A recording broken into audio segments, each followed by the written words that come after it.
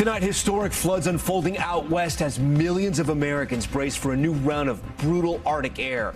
Water reaching the rooftops of homes, roads cut off, urgent rescues by boat and from the air. People pulled from the rising waters, tens of thousands forced to evacuate. Plus, Bill Caron's tracking a dangerous cold blast as New York City braces for its first significant snow of the season. A doorbell camera capturing a massive explosion, sending debris sky high. Several people hospitalized, homes damaged, and thick smoke pouring into the air. What went wrong? Scammers caught on camera video capturing alleged thieves, distracting a cashier, and then rigging a credit card reader.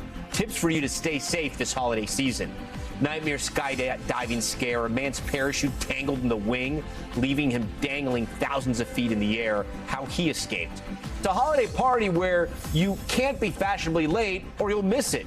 We speak with the Congressman who says 15 minutes is all you need to celebrate. Plus, the first at-home device to treat depression just approved by the FDA. Will it replace traditional antidepressants? We'll explain. Top story starts right now.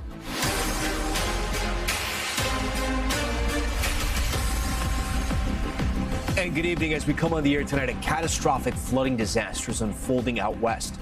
Officials telling people in parts of Washington to get out now as a days-long historic rain event pushes rivers to the brink.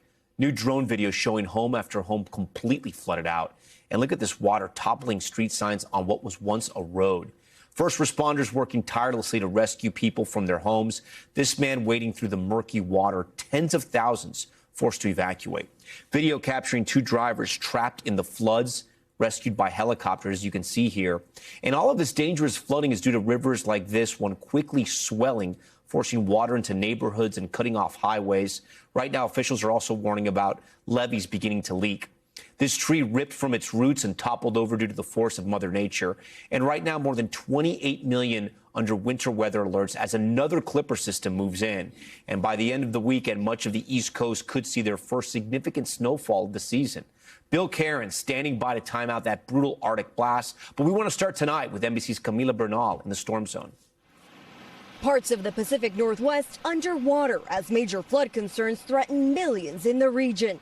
A powerful atmospheric river dumping as much as 16 inches of rain in parts of Washington state. Video showing these neighborhoods inundated by the rushing water. Submerged cars prompting road closures and rescues. The water almost as high as these street signs. In Fall City last night, this dramatic video showing first responders lifting drivers after getting caught in fast-moving water. And in nearby Ording, teams guiding residents out by boat. We'll get you up on shore here. What do you anticipate for the next couple of days? It's going to be difficult, and you're facing truly historic levels of rising floodwaters. You know, you're in uncharted territories. The governor now urging residents to leave. Ray Bartow listened to the warnings. Oh, it's split second. I've got one life. The Skagit River, just 2 blocks from her home, approached the record of 42 feet. This is the first time I've ever been concerned. 7 rivers in Washington already experiencing major flooding. The rush now on to keep the rising floodwaters away. The power of the water is incredible. Yeah, you can't stop Mother Nature. Camila Bernal joins us tonight from Washington. So, Camila, we can see that water there just behind you. How fast has it been rising?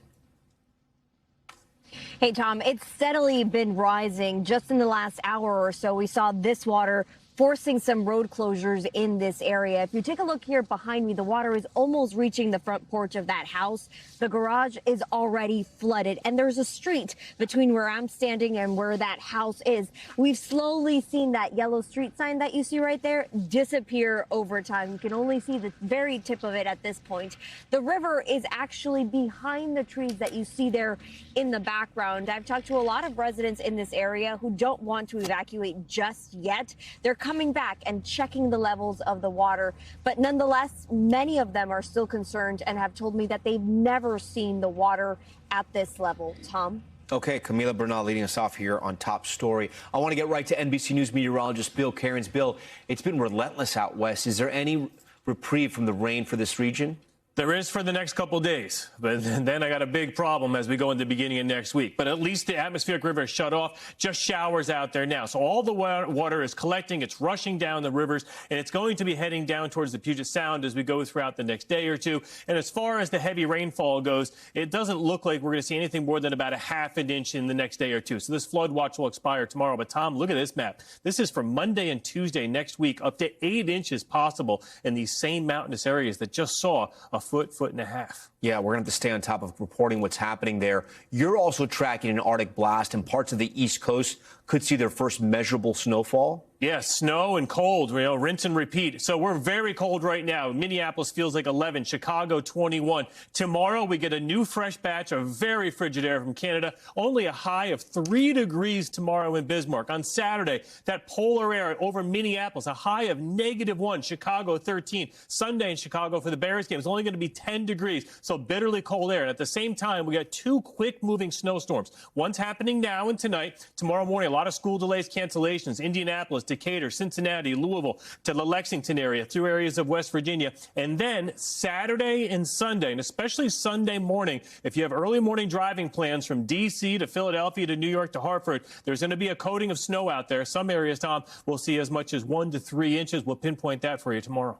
All right, going to be really cold, and that snow's on its way. Bill, thank you. We're also following breaking news out of Northern California. Half a dozen people injured after a massive gas main explosion in broad daylight right in the middle of a busy neighborhood. Our Steve Patterson has this one. Tonight, terrifying moments captured on this doorbell cam. A monstrous explosion rocking a quiet Bay Area neighborhood this morning. The neighbor's house exploded. The force ripping through multiple structures, sparking a 3-alarm fire, damaging nearby homes, injuring 6 people, rushed to area hospitals. Video shows what appears to be part of a roof falling on top of a person in a construction vehicle. We have 1 patient with extensive burns. Officials tonight saying 2 people believed to be residents are unaccounted for. It's possible that they're at work or at school. Fire officials say the blast was ultimately triggered after a work crew struck an underground gas line shortly after 7 this morning. Power company PG&E says that crew was not affiliated with them, but they immediately dispatched their own teams to the scene. 2 hours later, they were able to turn off the gas in the area, but the explosion still happened shortly after. Next-door neighbor Deborah Omatai says she felt lucky to escape the blast, debris falling on her home. The whole roof fell in on us, on me in the bedroom. Tonight, the root of what happened still under investigation. Steve Patterson joins us tonight from Los Angeles. So, Steve, what more can you tell us about the investigation? So, Tom, we just learned moments ago the NTSB is sending a team there to Hayward to start their own investigation alongside power company PG&E after what they describe as damage to an underground natural gas pipeline. Those agencies, again, looking into a potential cause because we know the gas main was struck. We know there were those 2 hours of crews trying to shut that gas off. We still don't know why the explosion erupted 10 minutes after it was already shut off. So they're looking at what went wrong. Meanwhile, 6 rushed to area hospitals. 2 believed to be construction workers already on site, and 2 people still missing, believed to be residents, but there is reason to believe they weren't home at the time because there wasn't any car. So the hope is they were either at work or at school. Tom? All right, yeah, those pictures are incredible. Steve, thank you. On Capitol Hill, the Senate failed to pass 2 separate health care plans today, and now premiums for millions of people on Obamacare are expected to skyrocket. Here's Chief Capitol Hill correspondent Ryan Nobles. Rebecca Davis is a cancer survivor who recently lost her job. She has almost no room for error when it comes to her finances or her health. How do you plan your life not knowing how much it's going to cost just to take care of your health care needs? That's a great point. And I think that there's a lot of stress that comes with receiving that bill in the mail. Rebecca is one of 22 million Americans who benefit from premium subsidies through the Affordable Care Act, also known as Obamacare. Those subsidies are set to expire at the end of the year, doubling her premiums at a cost of close to $1,000 a month. But going without health insurance is simply not an option. She currently takes an expensive drug to keep her breast cancer at bay. My particular cancer type would just have a very high risk of returning. Lawmakers on Capitol Hill cannot agree on a path forward. Democrats want to extend the subsidies for 3 years. Republicans have all but guaranteed that tens of millions of people will see their premiums double or triple or more. Republicans believe the subsidies are too expensive and provide assistance to people who don't need it. They've offered up a plan that would give Obamacare recipients flexibility in which plans they choose and provide funding for individual health savings accounts to pay for health care needs out of pocket. We're miles apart. They want policies with a $6,000 deductible, and we want to put thousands of dollars into an account. But both plans failed today in the Senate. The motion is not agreed to, leaving people like Rebecca caught in the middle of a political fight. So it is incredibly frustrating that our lawmakers haven't been able to come to terms and find a solution that works for everyone. All right, Ryan Nobles joins us from Capitol Hill. Ryan, I know you're tracking two stories tonight. The other involves a heated hearing on the Hill today with Homeland Security Secretary Kristi Noem. That's right, Tom. Secretary Noem was grilled by members of the Homeland Security Committee about a wide range of issues, including the Trump administration's mass deportation program. She was specifically pressed about the type of people that are being targeted by ICE agents. At one point, she was even confronted by a veteran who was deported by ICE via Zoom. That was in the middle of this hearing. Now, Noem actually left the hearing early. She said that she had a meeting at the White House, but the White House had said that that meeting had been canceled. They chalked up the confusion to miscommunication, but it was certainly a rocky day for the secretary here on Capitol Hill. Tom. All right, Ryan, thank you. Tensions have been escalating between the U.S. and Venezuela after the seizure of that oil tanker. A U.S. official now telling NBC News that tanker will be moved and held off the coast of Texas. And President Trump late today was pressed on when he could strike Venezuela on land. NBC's Gabe Gutierrez following it all. Tonight, 24 hours after an armed Coast Guard unit was seen rappelling out of helicopters, seizing this oil tanker off Venezuela's coast, the U.S. now has a full investigative team on board the ship, known as the Skipper.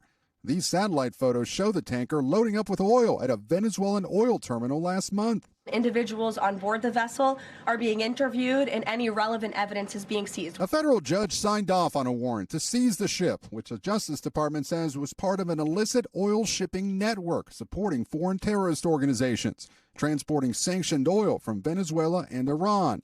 As the Treasury Department also now says the U.S. is imposing new sanctions on 3 nephews of Venezuela's authoritarian leader Nicolas Maduro and 6 ships transporting the nation's oil. It was a successful operation directed by the president to ensure that we're pushing back on a regime that is systematically covering and flooding our country with deadly drugs and killing our next generation of Americans. Meanwhile, Maria Corina Machado, the opposition leader in Venezuela who has been hiding from Maduro's government for a year, is in Norway to receive her Nobel Peace Prize. Today, she praised the Trump administration. I believe that President Trump's actions have been decisive to reach the point where we are right now, in which the regime is weaker than ever. All right, Gabe Gutierrez joins us tonight from the White House. Gabe, the president was asked about those possible land strikes just moments ago.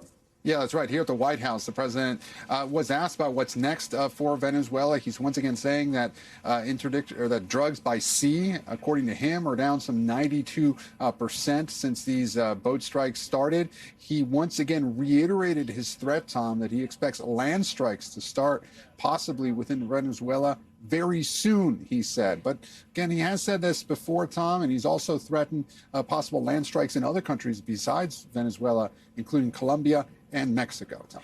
And then what more do we know about the tanker that's getting moved to Texas now, and what happens to the crew on board? Well, according to 2 U.S. officials, as you mentioned, the tanker being brought to a port in Texas. And from those officials, we understand that the crew will then be released once the ship is docked. Now, we heard from the White House press secretary today, Caroline Leavitt, who said that it is the U.S.'s plans to seize the oil, to keep the oil on the ship by going through a legal process, Tom. All right, Gabe Gutierrez, we thank you. We're going to be back in a moment here on Top Story with the urgent warning about an increasingly common retail scam. Thieves caught on camera using devices to steal credit card info. What you can do to protect your money. Plus, Disney striking a $1 billion deal to let OpenAI use its most iconic characters. What it could mean for the future of artificial intelligence in Hollywood. And the terrifying midair scare a skydiver left dangling after his parachute got stuck on the plane. We'll show you what happened next ahead on Top Story.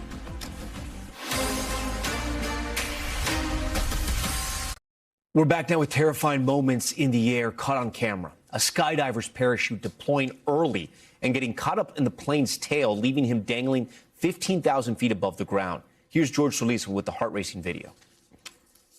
The terrifying scare at 15,000 feet caught on camera. Watch, this skydiver's backup parachute inadvertently open as he's about to jump out of a plane, launching him backwards. His parachute cords wrapping around the plane's tail, his legs striking the plane. The potential for this to have a very different outcome was very real. The harrowing scene unfolding this past September in Queensland, Australia, as a group from a skydive club attempted a formation that was being filmed. You can see the skydiver's parachute handle snag on the plane's wing, deploying his chute. The skydiver knocks into the group's camera operator, sending him into a free fall. He's able to land on the ground safely. How crucial was it for everyone to remain calm under pressure here? Well, most definitely for the parachutist involved. There's a lot of options in front of you. Choosing the right ones is not always as easy as it sounds. Investigators say the skydiver who was stuck managed to grab his hook knife and cut through 11 lines of his backup parachute in 50 seconds.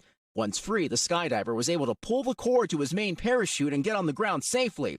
Authorities also credit the pilot who declared a mayday call and successfully landed the plane. It's great to release a report that has an outcome like this. Incredibly, the skydiver only suffered minor injuries to his legs. The camera operator telling NBC News they were able to share a few hugs and drinks after. George Solis joins us now live from Miami. So, George, such a frightening video to watch. Authorities tell you everyone involved did the right thing? Yeah, that's right, Tom. Everyone's so cool and calm under pressure. And one thing of note here, there was a knife on board that plane, but of course, given the situation there, skydiver couldn't reach it. He actually had one on him, which is how he was able to cut those 11 cords.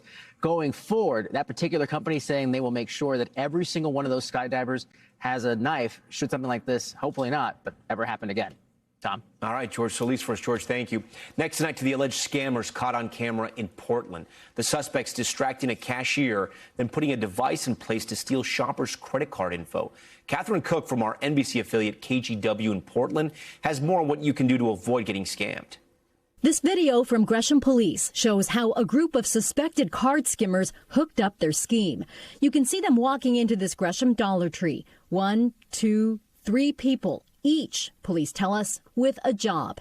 It appears one person's job is to distract by making small talk with an associate. Then they ask for help somewhere else in the store. It's then, when the cashier is distracted, that another person moves in and appears to rig the card reader with a skimmer, waiting for unsuspecting customers to run their cards through. For that reason, police urge customers to always double-check card readers. Look for signs of tampering, including looseness, unusual bulkiness, or a safety seal that's broken. Also, wiggle the reader and keypad. They should feel solid. And if you can, use tap or a mobile wallet instead of swiping a card. Police say card skimmers have been running this scam all over the metro area. In September, Tigard Police noted several cases at Dollar Trees and 7-Elevens in Washington County. We only know about the cases that are reported. And so how much more prevalent this is difficult for us to say. But we have definitely seen an increase in the last couple of days all throughout the metro area in different jurisdictions. The FBI says card skimmer scams cost consumers and financial institutions an estimated $1 billion each year, warning that in addition to store checkouts, scammers will also target gas station pumps and ATMs. Here's another look at the 3 suspects in the Gresham case. If you recognize them, police want to hear from you. In Portland, Oregon, I'm Catherine Cook. All right, coming up, our NBC News investigation, a surrogacy agency suddenly closing. Families unable to access their money. Some surrogates are now pregnant. The parents scrambling to pay for their care. Plus, new hope for the millions of Americans dealing with depression. The newly approved treatment headset that you can use in the comfort of your home. You'll see it here on Top Story. But first, Top Story's top moment. A group of residents from an assisted living facility taking a field trip to their local batting cages, and they hit it out of the park. Touch them all, Kenny.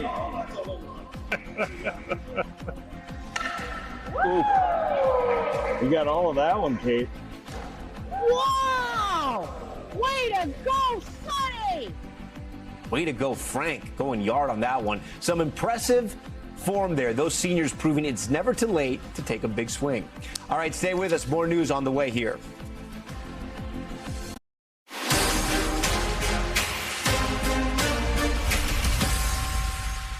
We're back now with hope turning into panic for more than 100 families after a prominent surrogacy company suddenly shut down. Liz Kreutz investigates for us.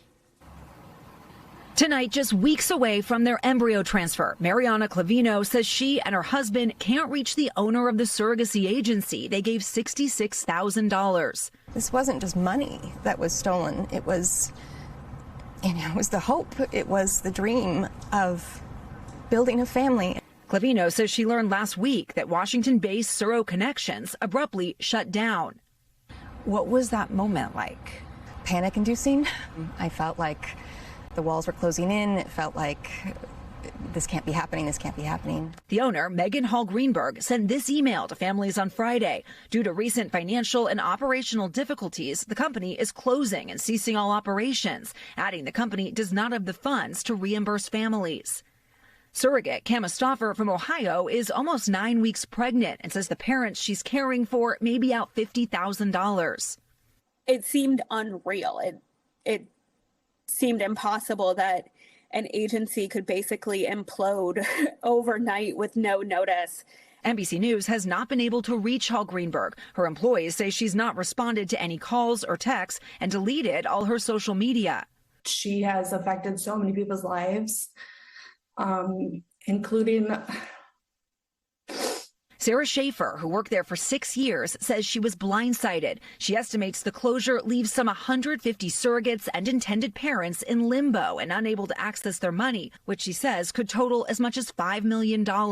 Schaefer says in retrospect, there may have been red flags. Unlike many other surrogacy agencies that have families put their money to pay for surrogates' medical and travel needs into third-party escrow accounts, she says Suro Connections push clients to use their in-house escrow. It was kind of like a one-stop shop, and to have it at all one place sounds good, but it doesn't necessarily always work out that way. Mariana Clavino says Hall Greenberg used to send her messages of support. Now she's dealing with yet another heartbreak after years of infertility. She knew that, which is what's so particularly hurtful about it. Liz Kreutz joins us tonight from L.A. So, Liz, so much heartbreak there for those families, obviously. We're also learning the FBI is involved. Yeah, Tom, that's right. The FBI, we know, is interviewing some of those impacted families. Mariana says that she has sent her documentation to an FBI agent. The FBI is also interviewing some of those employees who are now out of work. And new tonight, NBC News has obtained this surveillance video from Wednesday showing law enforcement officers, including some from the FBI, arriving at the business. Witnesses tell NBC News there was an hours-long search there. Still no word on where that owner of this company is tonight, Tom. Okay, Liz Kreutz for us. Liz, thank you for that. Now to Top Stories news feed. We start with Kilmar Abrego Garcia, released from an immigration center in Pennsylvania, where he's been held in custody for months. That according to his legal team. This comes after a federal judge ruled the Trump administration did not have the authority to continue holding him there. Garcia has become a flashpoint in the administration's immigration crackdown after he was wrongfully deported to a prison in El Salvador and then returned to the U.S. The suspect accused of killing conservative activist Charlie Kirk, making his first in-person court appearance.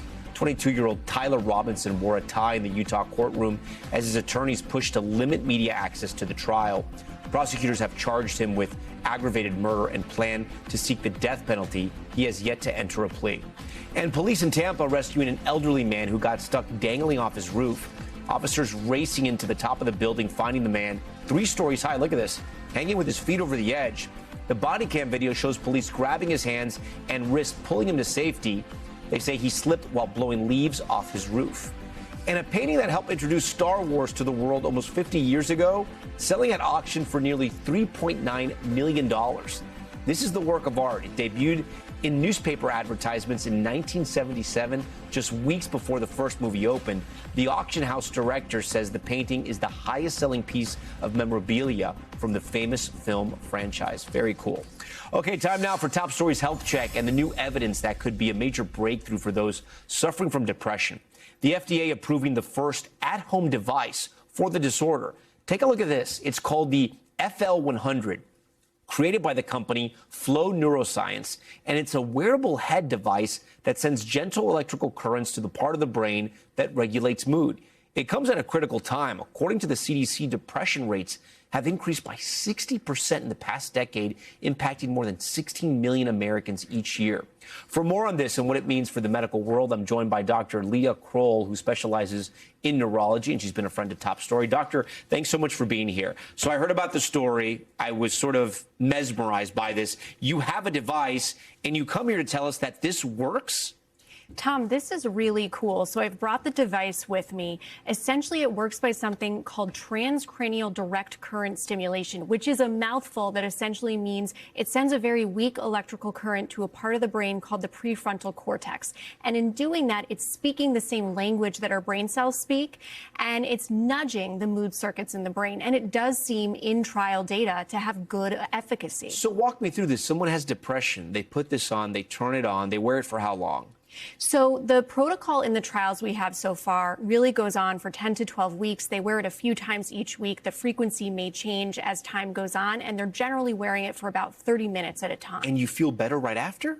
You feel better right after, but the effects build as the study progresses. Now, again, this is a modest effect. It's not a magic switch that suddenly changes your brain chemistry completely, but it's certainly another tool to add to our toolbox here that we have to offer to patients with depression. When you say toolbox, I mean, is this an alternative to drugs people take? Prescription drugs, Prozac, other things that are out there on the market. People sometimes use other types of drugs that they shouldn't to get over depression. But is this sort of an alternative to that? So this is a really fascinating question because we know that about 1/3 of people with depression do not achieve complete remission with our typical frontline therapies being talk therapy and antidepressant meds. So a lot of interest in alternative options for them. What we have right now is an early stage device. So the studies here say this is something that can be used in addition to medication and talk therapy. It can be something that can be used on its own, but it's not a replacement. We don't have data yet that says head-to-head this performs better than antidepressant medications. When people are wearing this, what should they do? Should they be in talk therapy or should they just be hanging out and it's supposed to work? They need to be monitored. So you can't just use this device on your own. It's prescription only. You need remote clinical supervision while you're using it. So you want a doctor working with you. And that mental health professional will guide whether you also need talk therapy, medications, other interventions as well. And again, we're doing this story because the FDA just approved this. When this first came out, was this sort of laughed at or was the science always there? The science has been there for a long time. We've looked at all sorts of different non-invasive ways to stimulate the brain. So this is kind of the latest iteration in a long-running area of research. And so should this be used for the long term? Because I'm wondering, people, they don't want to be on antidepressants forever. Is this something that's sort of safer than an antidepressant? I mean, would this go? I don't know what this is considered because it's sort of electrical therapy, but I mean, what is it natural? I don't know. It's a non-invasive device. Okay. It's drug-free. We do not have long-term studies yet, so we can't talk about long-term safety. What we know so far from the data is that the side effects are relatively mild and temporary, some skin irritation, tingling, mild headaches that tend to go away. Some patients got burns on the scalp if they use the device incorrectly. Again, you do need medical supervision with this. And then 30 minutes, you said you use it a couple days a week kind of thing? Yep. And people said it worked for them and they felt a little bit better? Yeah, so in the main trial that the FDA used as their basis to pass this device, they basically said, okay, 45% of people in the device group achieved complete remission of their depression compared to 22% in the placebo group. So a solid treatment effect there. And again, Flow Neuroscience sent us this model here so we could see it. Can someone become addicted to this? Is it habitually addictive or is it not really in that sort of vein? I wouldn't be concerned about getting addicted to something like this. Again, we can't say for sure because we don't have that long-term data. What is interesting, though, is that this might be useful to treat addiction and other neurologic problems and psychiatric problems moving forward. The research sort of is pending. How much does this cost? Will insurance cover this? What I'm hearing is $500 to $800, and that insurance is a to-be-determined area here. It's so new. Yeah, it's so new. Negotiations are ongoing. And then so when someone comes to you and they're going to ask you about this, your patients are going to ask you about this, you don't work for this company, right? I just want to make that clear. Absolutely not. But if someone asks you about this, this is something that you may prescribe in the future? Yeah, look, I think it makes sense for patients who either don't want another medication for depression or who are on medications and they're suffering with a lot of side effects. This could be a good option. That's why I say it's another tool in the toolkit. Yeah. And is there anything else like this on the market, or is this kind of the first of its kind? This is the first FDA-approved at-home device to treat depression. And then you said there are some concerns, though. If people wear it too long, they possibly could get burns if you don't wear it correctly? If you're not wearing it correctly, if you're not using these pads correctly. So again, it's not the kind of thing that you can just buy at your pharmacy and take home and use as you will. You need clinical supervision with this. Yeah. And how would someone, how does this discovery sort of be made? I mean, people study the brain. They see if electrical waves going through this one part of the brain at this inch, you could start feeling better? Yeah, so we do a lot of studies on the brain. The brain is an electric organ. We love looking at the waves of the brain. We have come to understand that the area of the brain called the prefrontal cortex is implicated in a lot of mental health disorders, including depression. And so that's why the research has chosen to stimulate that area in the hopes of treating depression. And this is, the FDA approves this now. Pharmacies will get this soon. They will start to get this at some point? What I'm hearing is that the U.S. rollout will be in the second quarter of 2026. So relatively soon here. Okay. And you think people will be seeing this on the market and maybe using it? You think it'll be popular? I think it will be popular. I think like these antidepressants have a lot of side effects and people don't want to be on medication. So it's certainly an option people could be interested in again. But, you know, you have to talk to your doctor to make sure you're the right candidate. Yeah, make sure it's safe for you. All right, doctor, thanks so much for being here. We appreciate it. Thank you. And we will be right back. Now to top stories, Global Watch. We start in Bulgaria, where the government resigned today following weeks of massive protest. The country's prime minister announcing the move just minutes before Parliament was set to vote on a no-confidence motion. Demonstrators taking to the streets over Bulgaria's economic policies and its alleged failure to tackle corruption. The political turmoil comes just 3 weeks before the nation is set to join the Eurozone. And a dramatic nighttime drug bust on the high seas. Look at this. The French Navy releasing this video that it says shows military forces storming a fishing boat in the Caribbean where the country has overseas territories. You can see the troops searching the vessel with flashlights and guns drawn. In all, they say they seized more than 5,200 pounds of cocaine. And officials in UK issuing a new warning ahead of the holidays about the potential risks of lithium-ion batteries, specifically the ones used in e-bikes and scooters. The Nottinghamshire County Council posting footage, of a moment a shed explodes in someone's backyard. They say the blast was likely caused by one of the bike batteries left charging overnight. Okay. Back here at home, how much time does it take you to get into the holiday spirit? Well, one congressman from Tennessee argues 15 minutes is all you need. His annual Christmas party goes not a minute longer than that. We sent congressional correspondent Melanie Zanona to check it out. 1, 2, 3. Love it or hate it, the office Christmas party is often unavoidable. It's a waste of money. Come on, what are you guys not getting? All right, it's canceled. But for the small talk averse, is this mistletoe? That is basil. One member of Congress says he has the solution. So I'm thinking 15 minutes is all you need for a dadgum Christmas party. A novel idea on Capitol Hill. Mr. Moore. Where things tend to move slowly. But not in Representative Tim Burchett's office around Christmas time. Well, we did 16 minutes last year, and I kind of felt like it dragged a little bit. Just went a little long. And this year, everyone showed up. From members of Congress to Capitol workers. So we are 2 minutes away from the Christmas party. As you can see, the line is down the hallway. Do you think it's really going to be 15 minutes? I think it's going to be longer than 15 minutes from the looks of this crowd. Everybody welcome, come on in. How long is a 15-minute party? Long enough to play Jingle Bells just 5 times. We're about 7 minutes into the party right now. It is absolutely packed. For refreshments, a Tennessee original. Mountain Dew, I'm not supposed to drink it. Don't tell my wife. And the charcuterie. Don't be stingy with that. Cheese from a can, straight out of the holiday classic Four Christmases. What is this? Is this cheese? Yeah, spray. Democratic Senator John Fetterman is a fan. You know, I really appreciate the cheese of the aerosol family. And along with bipartisan support, this party has live music. We wish you Merry Christmas. Courtesy of singer-songwriter Gary Chapman. But no matter how merry, it all has to end sooner rather than later. That 15-minute limit could come in handy other places, too. Committee markups, hearings, those should be 15 minutes, too. Absolutely. We can do it in 15 minutes. 15 minutes, it's the sweet spot. All right, Melanie Zanona joins us tonight from Capitol Hill. Melanie, a packed house for that party. Hold our members of Congress accountable here. Did they keep it within the 15-minute time limit?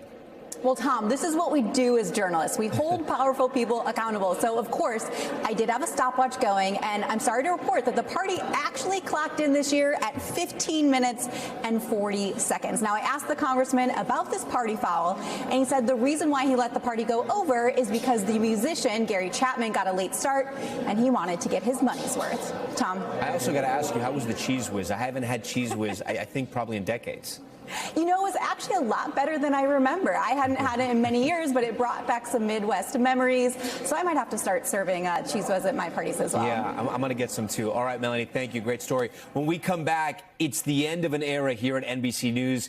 After more than 30 years, we're saying farewell to our beloved colleague, Rehema Ellis. She joins us on Top Story next with a look back at her legendary career on air. Stay with us. Finally tonight, it's a very special day here at 30 Rock. Rehema Ellis has been a correspondent at NBC News for more than 30 years, reporting from war zones, natural disasters, Ground Zero, the Olympic Games, and telling so many unforgettable stories in between. And now she's ready to move on to the next chapter of her life, retirement.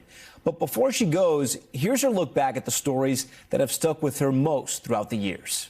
Over the years, there were so many stories about children. How have you been? Kindness was the lesson of the day in Harrison, Missouri. Kids got a buddy bench. It's a bench where you can make friends. Everybody deserves to have a friend. Everybody. Everybody. In New York, we saw love on display. Kindergartners making their Mother's Day cards. Can we see your card? Somehow, the card making turned into something silly. Imagine that with 6-year-olds. This is the best part about a Mother's Day, when you get smothered by children, right? In Philadelphia, 8-year-old Zion Harvey showed us what determination looks like. Zooming down the hospital hallway before becoming the first child to receive a double hand transplant. We saw him shortly after the surgery and a year later. Oh, my goodness. His hands growing with him, learning to grab hold of his new world and sending a message to the rest of us. Before you quit and say, I give up, try everything first. NBC's Rehema Ellis is in Goma again tonight. We saw hardship and heartache overseas. What's happening to the refugees is devastating Rwandan families and robbing the children of their childhood. Zika in Brazil. Who's at risk? Everybody. And on the ground with troops in Haiti. To make this Haiti operation work, the flight deck here on the USS Eisenhower has been cleared of about 90 Navy fighter planes. We witnessed a royal wedding, too. This royal wedding created a stunning opportunity for age-old traditions to be seen all around the world in a 21st century way. We traveled to Greece to see Olympic rookie Allison Felix, part of a group of fast, fresh newcomers. But it really seems like you're snatching that baton. I think the young people, we want it bad. Back home, there were storms, lots of them. The Atlantic Ocean, I can barely hold my position here. Katrina was among the biggest. You're not working in the house without some sort of mask. We have masks and we have gloves. In New York, we witnessed the horror of the terrorist attacks on 9/11. And there is a mass exodus from downtown New York City. We're now just a block away from the World Trade Center, and the closer we get to Ground Zero, the harder it is to breathe and to see. We're really proud to continue our partnership with the library. We were part of NBC's Education Nation project, focusing on the state of academics in America. Do you feel challenged here academically? Yes, definitely. And schools making a difference. Students at Ron Clark Academy, Atlanta, jumping at the chance to learn. A lot of people will see your video and they'll say, it's a dance school. What do you say? That is totally untrue, because here we work very hard. We also traveled overseas to find out what was working in classrooms in places like China and Finland. Can you say what percentage of your students drop out of school? In our school, nobody. Along the way, we kept track of politics. You see people lined up over here to cast their ballot. In the high-profile court cases. He said this and all of the investigations against him are ridiculous. And there were sit-downs with stars of groundbreaking movies. Harriet. How important is this movie right now? It's extremely important because of where we are in the world. NASA, sir. hidden figures. We have these women who changed the course of America, and we don't know about them. And Black Panther. Are you at all surprised that this movie has gotten this enormous buzz? I knew that, you know, this could be something that I would be proud of. I'm proud of our journey, sharing countless stories, including this one about a bookstore in Ann Arbor, inviting people to read and leave behind an old-fashioned note about what matters to them. This is mine. And the legendary Rehema Ellis joins us now here in studio. So, Rehema, I asked the producers who helped put together that package right there, and the ones who work with you closely, to describe you in one word. They told me selfless, grace, dynamic. That's what your colleagues said about you. They are obviously very, very right. I wanted to ask you, you've gone to so many places, you've met so many people. What did you learn about all of us? I learned that we're more alike than we are different. And it doesn't matter where I went in the world. If I didn't speak the language, if I didn't look like the people, they wanted the same thing that I wanted. They wanted safety, security, clean air, clean, fresh water. We all want the same thing, and an opportunity to live, and not just live, but to thrive. It gives me hope that we're going to be okay, because the majority of us really want the same thing. We don't want to be in conflict. I'm hoping that I'm right, and that there will be this kind of togetherness that comes on the planet. Not this Pollyannish kind of thing, but when you're on the ground with people, you've seen it, Tom. Yeah. People come together to help one another. I've seen it. I know, and your stories always gave us hope. I want to ask you, so many decades out there reporting, telling stories. You've witnessed history up close. What's one story that still haunts you to this day? There are two. One, in Rwanda, 1 million people died in a refugee crisis. I saw bodies floating in the water, and cholera was one of the things that was killing them. And a mother dipped a bucket into this water filled with cholera. She said, "I'd rather die of cholera than die of thirst." It was just devastating. The other one was right here at home, 9/11. This was in my front yard, my backyard, where I live. And then to see so many people who are our neighbors, they went to work and they never came home.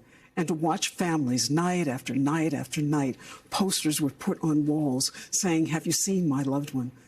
But of course, there was no chance of anyone coming home who had not gotten out of that building early on. And night after night, you were out there reporting, being brave, somehow finding that strength, which is very, very difficult on this job. Tell me about a story that inspired you or that has always made you smile when you look back on it. There are lots of them, but number one, it's about a little boy named Zion Harvey. Zion had both his feet and his hands amputated.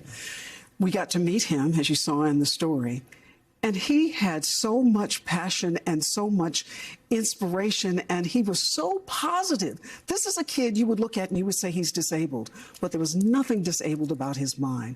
He knew he could do anything that he put his mind to. And the other thing about it, he has a mother who, when Zion told his mother he wanted to skateboard, the doctors and the nurses looked at, he doesn't have legs, he doesn't have hands. She said, "I'm going to get him a skateboard." She put him on his belly on that board, and you saw him scooting down the hospital hallway. That's what I call determination. This is a kid who said, "I'm going to do what I want to do if you just help me." And they helped him by giving him those hands. It gives me the feeling of being motivated. If ever I have a down day, I think about Zion, and I get up and do what I have to do. Incredible. As somebody who came up in this business, watching you, studying you, you were one of the greats here at NBC News. I mean, besides that incredible voice, I mean, your on-air presence, your writing, always poetry. I mean, you had so many skills, right? I mean, just so talented in this business. You're going to make me cry. You gave us so much, but besides that, Rehema, you always had a great attitude. You were so gracious. You always had a smile on your face.